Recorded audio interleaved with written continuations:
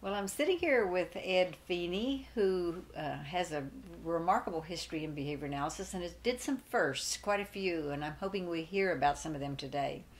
So, Ed, first of all, we'd like to know how you became a behavior analyst. Well, it first started with a need. I was with Emory Air Freight Corporation. They had offices all over the United States and overseas. And the problem was, how do we train these people at such distant locations, different continents, and get a consistency? Later on, after they were trained, how do you maintain that performance to the desired level? I didn't know how to do that, and I wasn't impressed with what other corporations were doing. So I went on the lookout for, must have been 5 years, and I looked at a Grolier typewriter one time. They had a program in it where they type out a question. You were supposed to type in the answer. If you got it right, it would advance. If you didn't, you had to keep typing. And a very primitive approach. I said, well, that's not going to work. And about 5 years after that, I read an article about someone in the insurance industry who had somehow got connected up to some people at University of Michigan who were running a program instruction course. And he had this article in the newspaper, and I went down and talked to him, and I was very impressed. He said, go on at the University of Michigan. They got some people out there who worked in prisons in Alabama and mental institutions and some in education. And I did, and the lights went on. I said, this is a great way to train, because you could specify exactly what it is you wanted that person to do as a result of the training, and then put them through it and get a very high consistent score, and get everybody to learn whatever they had to learn, and guarantee that. And I thought, my goodness, that's something I've got to do. So I took that program and then wrote out a sales training program. It took me 18 months to do the diagnosis and gather the information. And I looked at what salespeople were doing. The first thing I found out is that while they're all supposed to be closing and asking for the order, and they would have a sales chant in their meetings, what is ABC? And they'd all stand up and say, always be closing. There was just one problem. When they got on the job, they never asked for the order, or very seldom. So I said, okay, if that's what we want to try to do, is get that customer to take action, observable action on the call. What are the steps we have to go through to get that to happen? And so we worked out a precise process that they could use with any customer, and then a coaching program that would help sustain that performance long term. And we put it on, and we tripled the number of closes that we were getting versus what we were doing before. So that was startling, and it was very well received by the Emory Air Freight people. That was with the company I was with at that time. So then about a year or so later, they had told me about a program that did not deal with training so much as how do you get people to do what they already know. And I went out and the lights went on. They said 20 years later to me, they put that program up for hundreds of people, but there was only one Ed Feeney. I just instantly saw that that was the way that every corporation, every air freight, and every other corporation in the world, in every department for every work output, ought to use those techniques that they were talking about to get that performance up. And specifically, I was impressed with defining precisely what it is you want them to do. Second, setting up a feedback system that would track immediately and give the performance data back to the worker and to the supervisor and manager about what was going on. And I said, well, that's tremendous. And then to use positive reinforcement, various positive consequences, so that when something happened that was correct, behavior that occurred that we wanted, that person would get instantly rewarded. And I just couldn't wait to get back and apply that. I started with my wife, and I got off the limousine, and it was had some tiny little behavior I wanted her to engage in that was good for her and good for me. And she immediately changed. I thought, my goodness, this is wonderful. She didn't hit me in the face either with it. So, but I then applied it at Emory Air Freight, and I think the first thing we did was try to get the customer service people to call the customer back if they couldn't find the shipment, and to call back within 90 minutes. And first I asked them, what do you think you're doing within that performance area? And they said, well, we're calling the customer back about 95% of the time. Well, it was a little lower than that when I actually tracked it. It was 30%. And we put the self-correcting system in where the worker was to record when they got this phone call from the customer and exactly when they called it back, and was that within 90 minutes. And as soon as they did it, it went instantly from 30% up to 90%. And we applied it to just hundreds of areas in Emory Air Freight, in service and sales and accounting and claims operation, truck drivers, everyone. And would get the same kind of an effect, being specific, setting up an immediate feedback system to the worker, to the supervisor and manager. And we also worked very hard at defining what was important, what was really the payoff that make Emory Air Freight's profits jump up. And very early on, I began looking at where Emory's expenses were, and something like 52% of it went to pay the airlines for moving the freight. Emory Air Freight was then a forwarder, air freight forwarder. So I thought, well, if we could take a chunk out of that, that's going to make a big impact.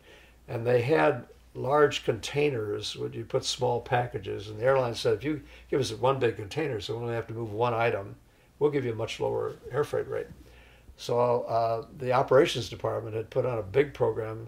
They'd gone around to all the regional offices, all the local offices, and told everybody this is very important to use these containers.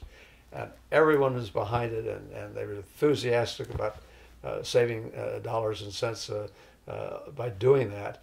And I sent Steve Doyle, who worked for me at the time, very intelligent, wonderful gentleman.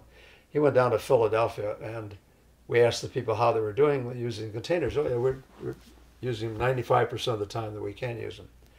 Well, it was just a little bit lower than that. It was 42%. No, excuse me, 45%. And so we put this self-correcting feedback system so the dock worker, when he loaded the small cartons into this big shipping container, would say yes or no, I use the container, and then feed that back to the supervisor. We trained the supervisor never ever to criticize it. They reported back they didn't use it. They were being praised for reporting that, so we wouldn't be surprised. Found was that the performance in Philadelphia was at 42% performance. That's the correct number. And the first hour, it went to 100%. First hour they put it in. And just a startling effect.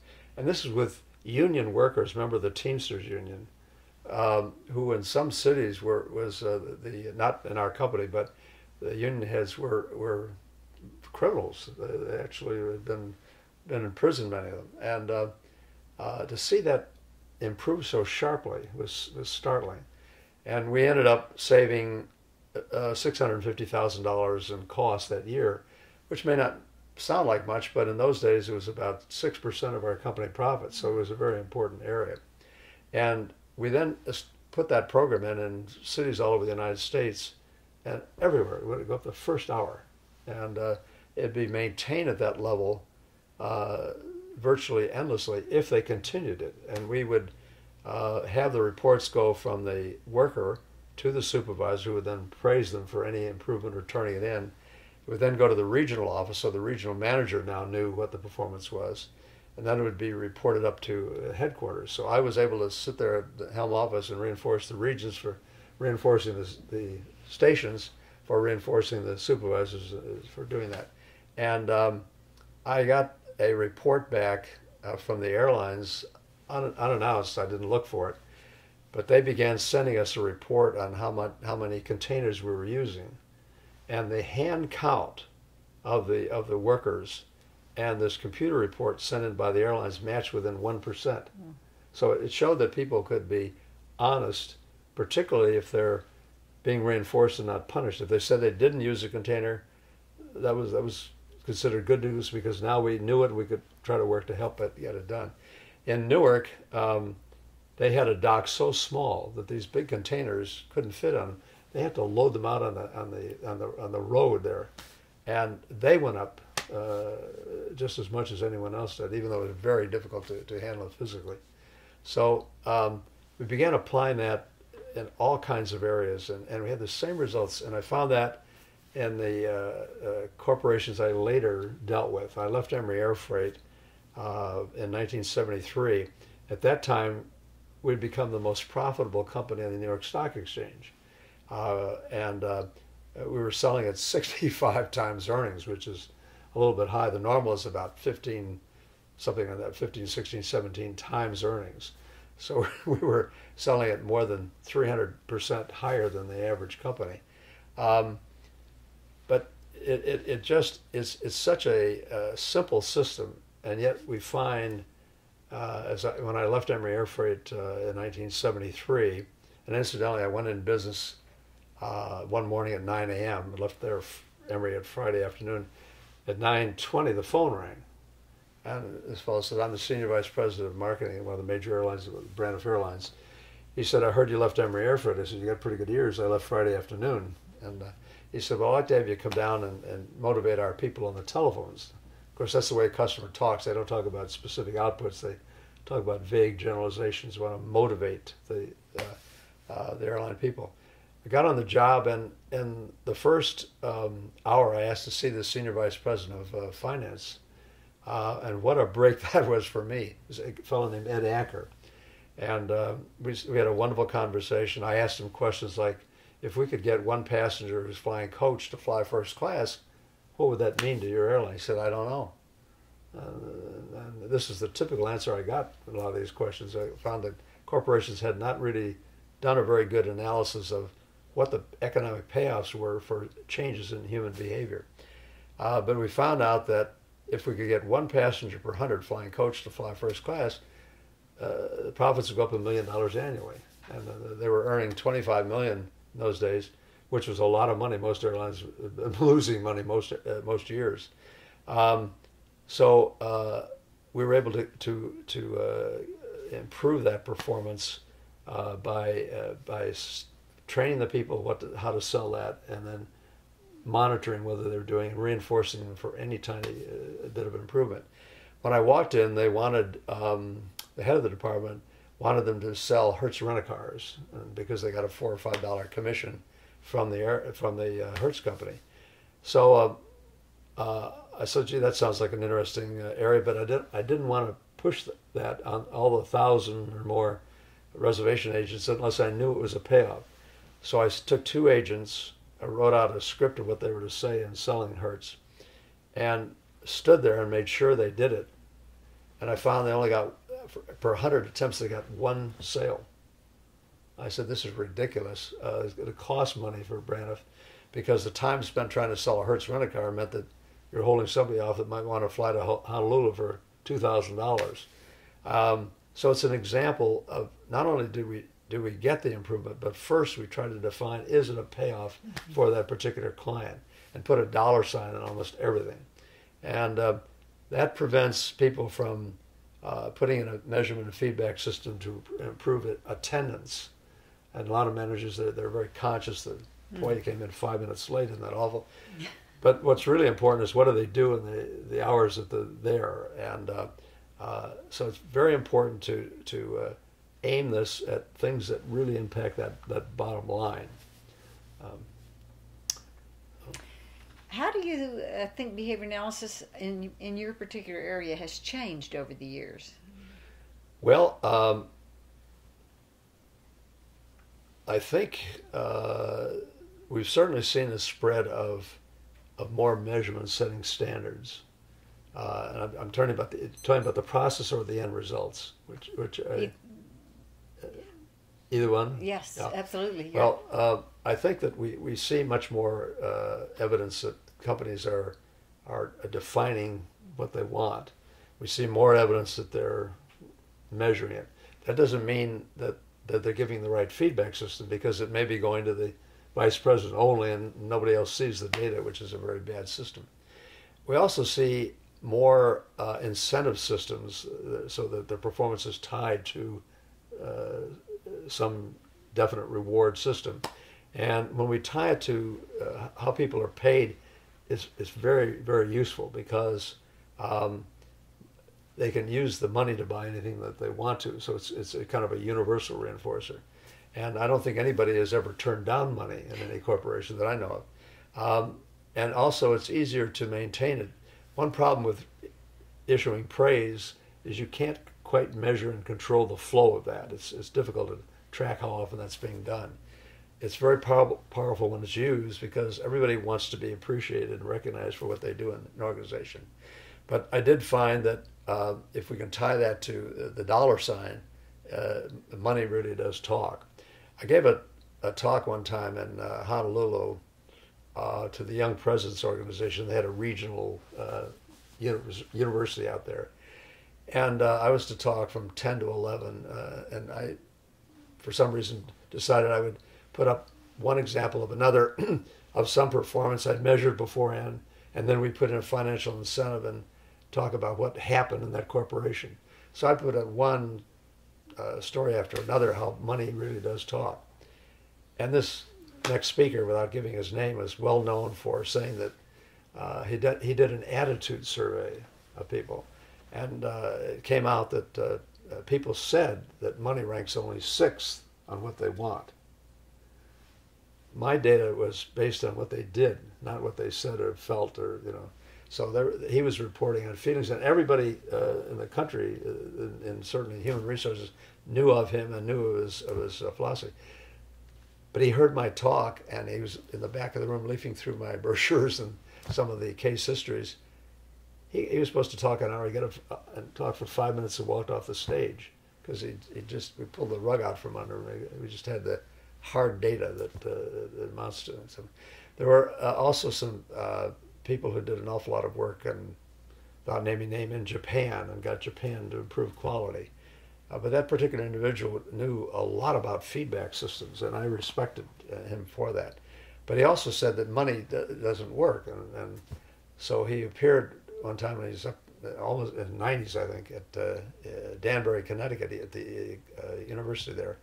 So I got a ticket at the last moment from the dean, and I listened to the talk, and I know he'd been quoted as saying that incentives don't work. And so after his talk, he asked for a question. I shot up my hand. I said, "You've been reported as saying that financial incentives don't really work." And I said, "I've just got case history after case history that it does make a difference.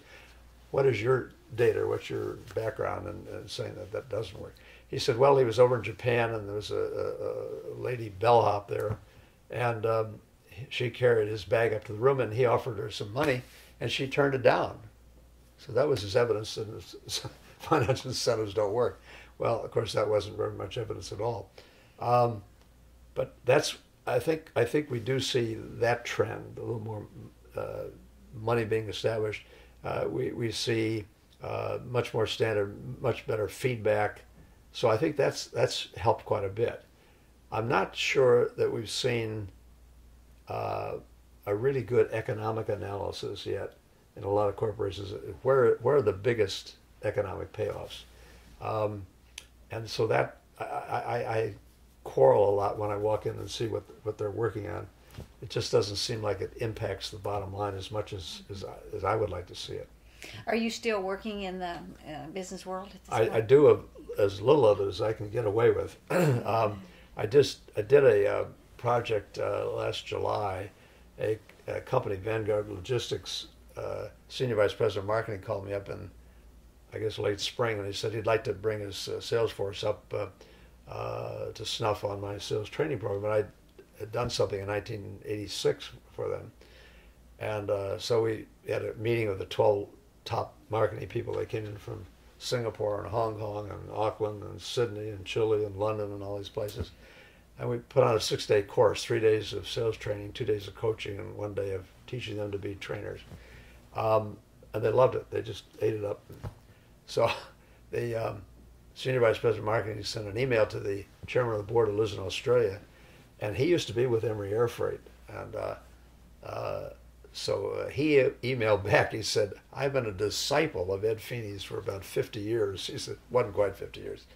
And he said, "I credit him with my success," which has got to be one of the best compliments I've ever received. But it isn't Ed Feeney. It's the process. And anybody who uses the process is going to get the same results. But it's very nice of him he was reinforcing me in that case. But those are some of the changes I see as some of the things I haven't seen as much of yet. Is there anything that you would do differently if you had to do it over again? I'd take more time off. No, no.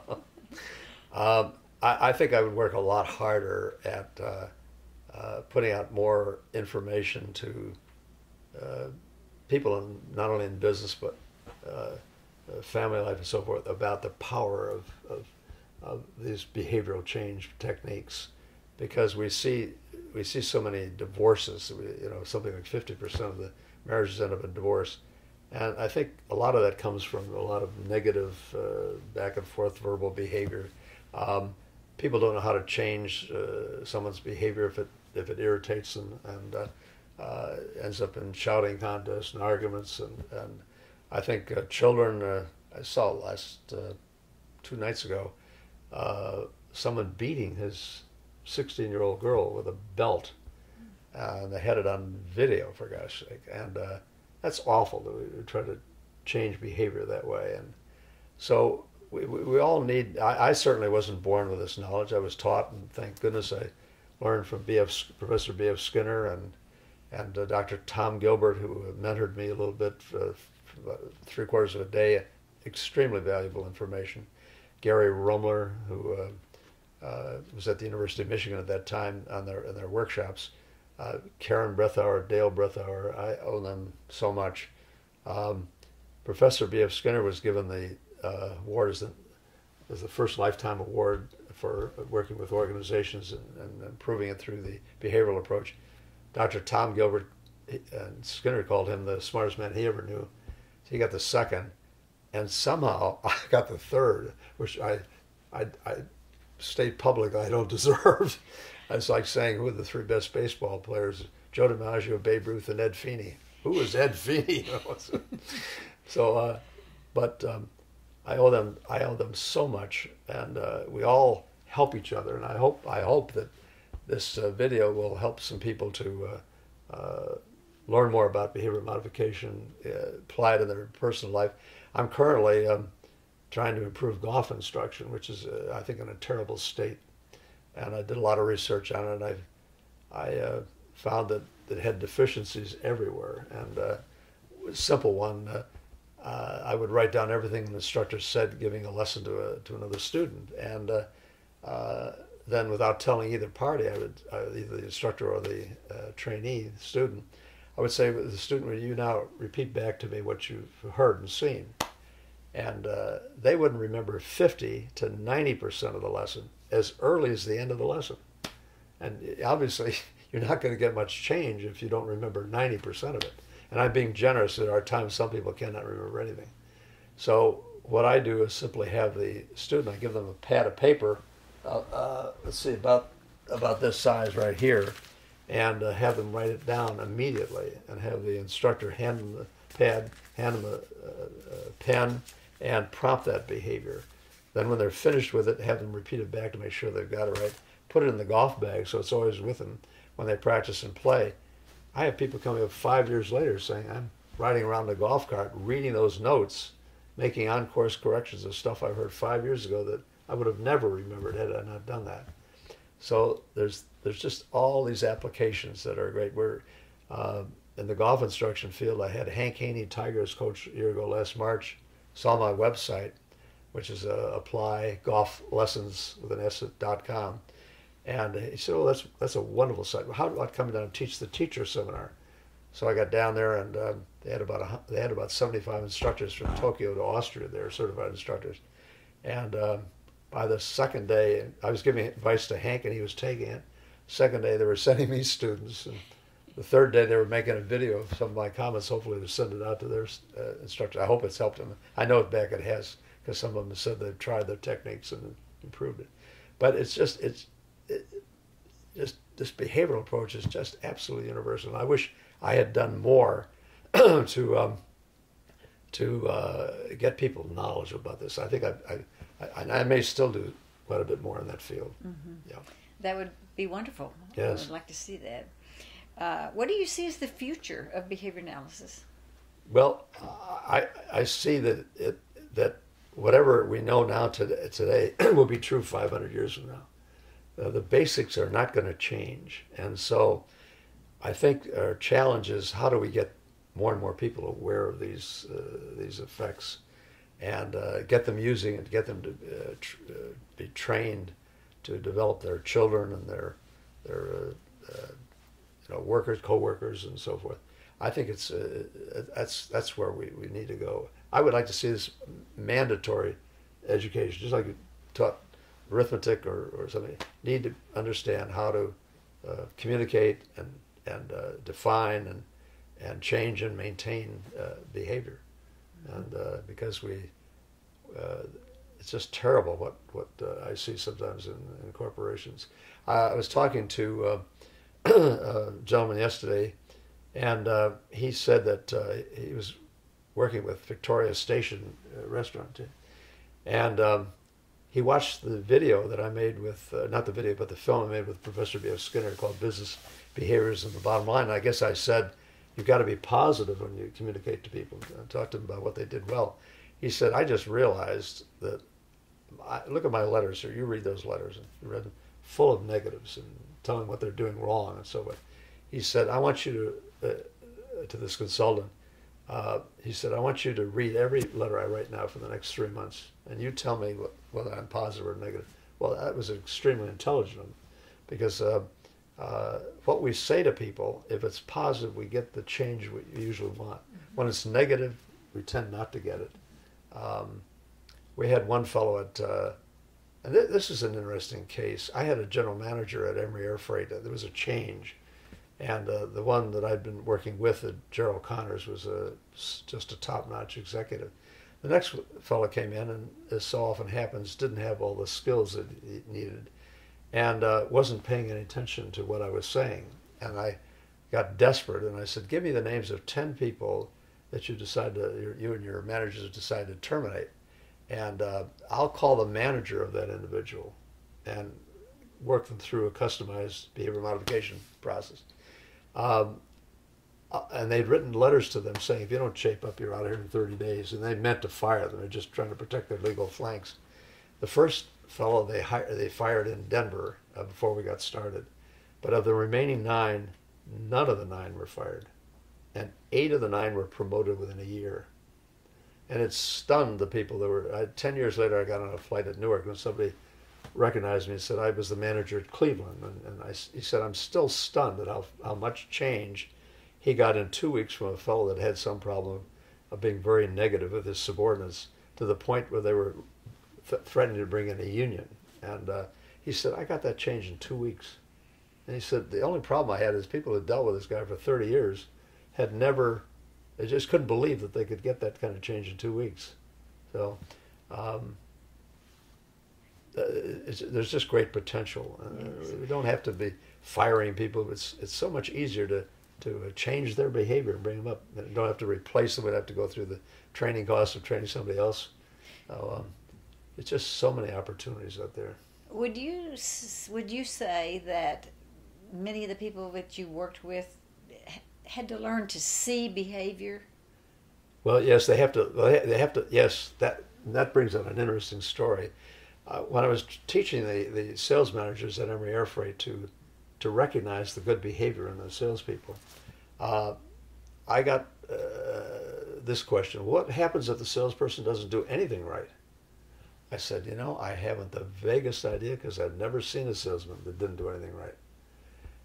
But I didn't have a good answer for them. And finally, after about 6 months, we had another meeting, and this regional vice president asked the same question. He said, what happens if you have the salesman doesn't do anything right? I said, well, give me an example.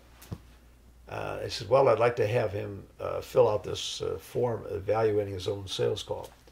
And I said, well, what does he do well? He doesn't do anything right. I said, well, let's go up to the board here. First of all, does he carry the form with him when he's on a call with you? Yes. Okay, that's a good behavior. If you start to fill out the form after the call, does he fill it out? Yes. Okay, that's another. Does he fill out the form as accurately as you do? Yes, he does that.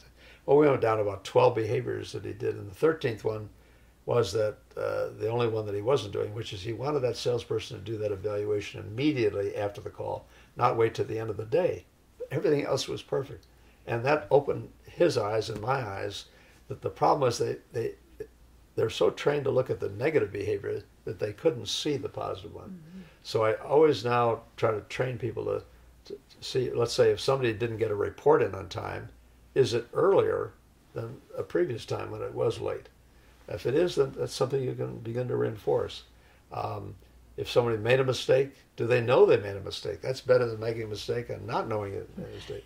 So I worked through all these examples to the point that this one vice president was considered an SOB by his subordinates. He'd write a letter to them and saying, I'm going to give you a 15% salary increase, but I hope your people don't make a jackass out of you like they did last year. And the fellow would get the 15% increase ready to terminate deployment. I got this vice president who had been sent to a stranger's, what they call, I forget that term, but anyway, it was a sensitivity training is what I'm trying to say. And he went to one class with other people from other company, and the basic mode of operation was you tell the other guy what a jackass he was. And people would get so upset they'd have heart attacks, carry him on a stretcher, you know. And there was a behavior change after he went to that course. He came back. He now knew he was considered an SOB by his subordinates. He now knew he was an SOB, but there's still an SOB. And by talking to him on the phone and coaching him on how to handle what he appeared to be bad performance, which really wasn't, he turned around in 2 weeks, and it said it changed his life. He said, "It's just, I wish I'd had this 30 years ago to save my marriage and made a lot bigger advancement than I did." So everybody needs it. So. And it's amazing how few people have learned it in just their daily life. Exactly. They have to be actually trained. What advice would you give to students of the future? What do you think they should do? Well, I think the important thing is to read as much as one can about the successful applications and try to get in classes at college that teach this. Aubrey Daniels runs a very fine organization, and he's got some excellent books on that subject, and there are many others. One of the problems I think with the behavioral approach is that the people in the field, when they talk, they're too technical, and we're talking to ourselves. And I would say about 90% of the books that have been written on this subject I wouldn't give to someone because they wouldn't understand them. So we need to make that communication simple and straightforward and practical examples. I think that would help an awful lot. So maybe you will write a book and put all of us into simple language because you're very good at it. I was pitched last night by a gentleman who was now retired in the field, and he was urging me to write a book, and he made some good points. He made me think, and so maybe I'll write one. Professor B.F. Skinner told me one time he was writing 4 books at one time, and I've written some of these training programs, and I know it takes an awful lot of time. I have no idea how anybody does 4 books at one time, but he was a genius, and I'm certainly not. So, but I think I'll probably tackle it. Yeah. Great, that's good news. Thank you very much, Ed. It's very interesting. I've enjoyed chatting with you very much, and thank you for asking me. I hope it helps. Thank you. Thank you.